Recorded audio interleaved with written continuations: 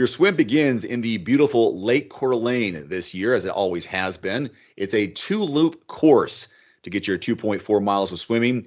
Now, normally the mornings, the lake is flat with an average water temperature in the high 60s, low 70s, and that's been my experience over the last couple of Ironmans. We've both done this course here, and as before, and as the tendency has been in the last so many years, you will group yourself together with similarly timed swimmers, Wendy, on the shore, and then work your way into, and they do it off, I guess, 3 or 4 athletes at a time every 4 or 5 seconds.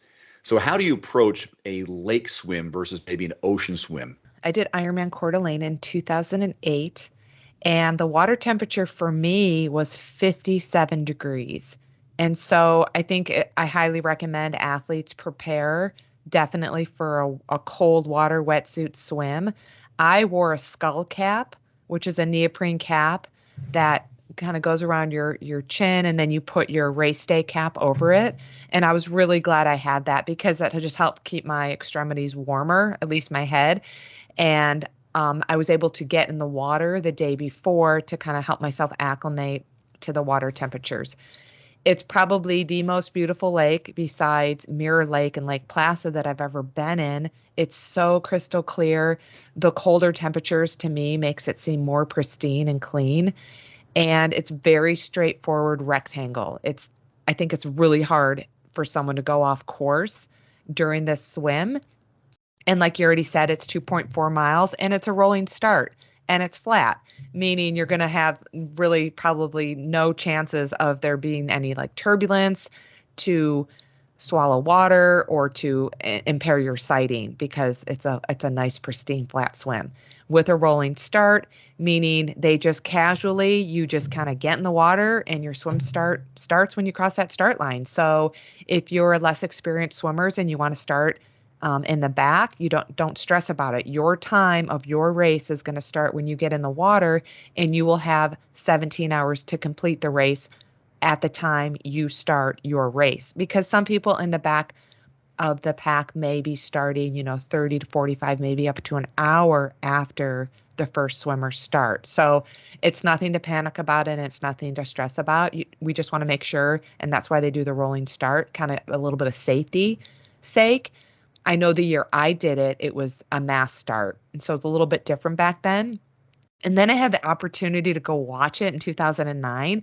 And I watched someone complete the whole loop times 2 on their back. They did backstroke on an Ironman.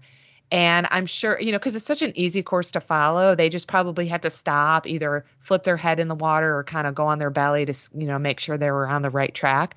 But it was just really interesting to be on shore watching someone swim backstroke for an Ironman. As opposed to other races, you do have the opportunity to do a warm-up in the water. And it's a good chance because it depends on the time of year and what the winter was like, on how cold it'll be. It'll give you a good chance to acclimate, get your face in the water, do an adequate warm-up, and then they'll make a big announcement where everyone comes back on shore. Now, the buoys will be on your left-hand side as you go out. And it looks like, based on the map, you will come back onto shore briefly, possibly to go around some cones and then jump back in the water for your second loop before completing the full 2.4 miles. But the good thing is you get a chance to do a warm-up before you stand back in line on the beach with all your 3,000 fellow competitors. And so keeping warm, what are some tips on how to keep yourself, I guess, ready to go while you're waiting for your next wave or group of athletes to get in the water, Wendy? Well, I want to just kind of touch on what you said about the water temperature of the lake will vary depending on the snowfall and the snow melt. So the year I did it, it was really warm air temperatures, but because of the warm air temperatures and the high snowfall that they had, that melted the snow. And so therefore that snow melt brought in much cooler lake water than anticipated, even though the air temperature was fairly warm.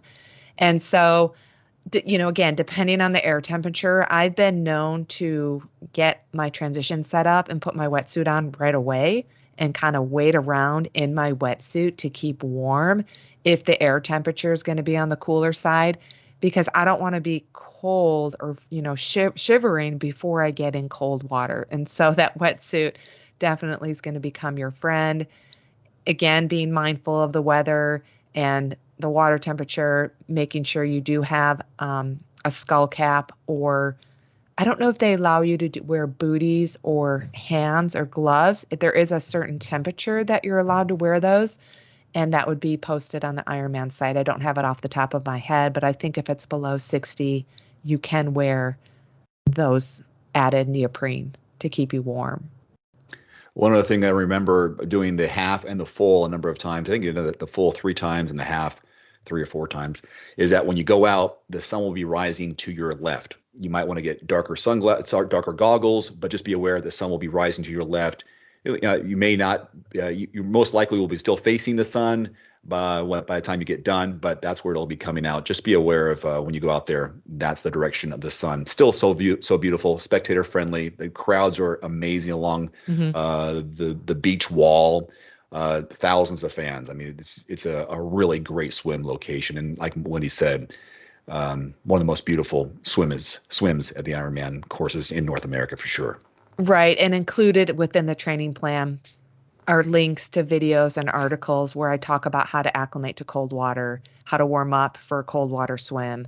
And so all that content was within the plan.